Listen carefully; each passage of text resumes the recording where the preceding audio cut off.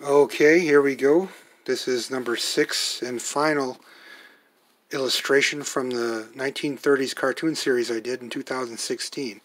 This is actually a 2017, January or February I finished this, 2017. Again, I apologize for the glare on the ink.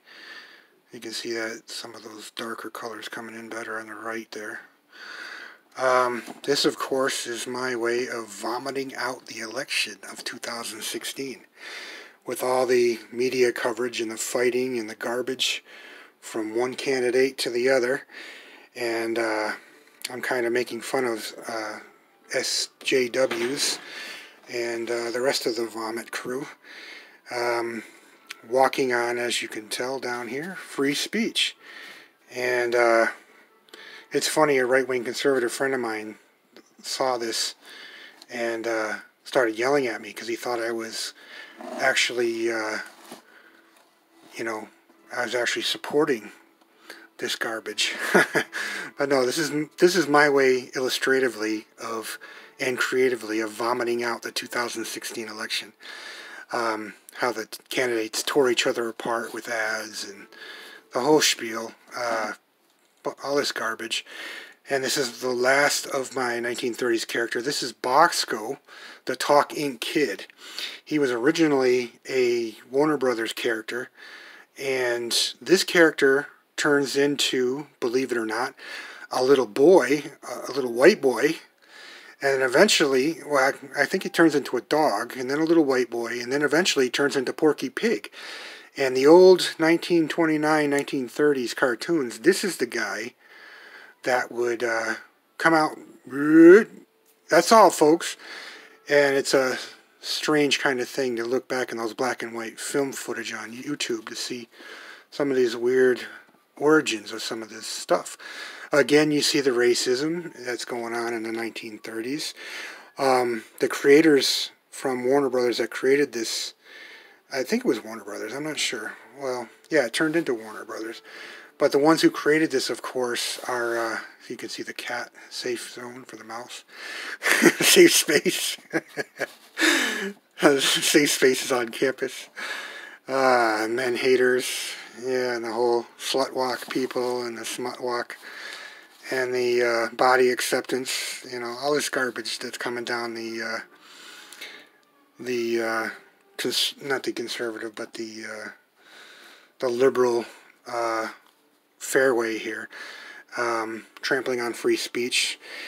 A lot of the practices were proven to be actually very obviously what they're doing in crying for social justice. Turn out that they're trampling on the free speech of other Americans. And being a white American and not being a racist and not being a sexist, I kind of get disturbed after a while of people turning to me and calling me a racist and a sexist just because I'm a white male. And I'm sure there are a lot of white males out there like me that are hardworking, honest people, Christians even, and who feel the same way, and I think that's why Donald Trump got the vote, because I think people got really sick of all this garbage that was on TV. And the fake news and CNN has lost credibility with everybody, and it's just sad what's going on now in our country. Like, the political party could save you guys. Are you guys nuts? Anyways, you need God to save you. And, each person has his own individual, should read the Bible and find out his own individual faith in God, and not do what some church tells you to do, but read it yourself and live it yourself and find out if there's any, valid stuff going on there, and that's all you got to do is to test the waters. And I don't know. This is me. He's got I think that's hilarious. He's got the Che Guevara t-shirt on there for the communists and the leftists and all the other stuff that's going on. But I don't know. This was a character from the 1930s, and I think I stopped drawing for a long time after I did this piece. I was just, like I said, I vomited out 2016. I just was so disgusted with America at that point. It's like, why produce artwork in the first place? It's all... Anyways, I hope we get our act together somehow you know, and figure out how to fix things, because everything's going down the tubes.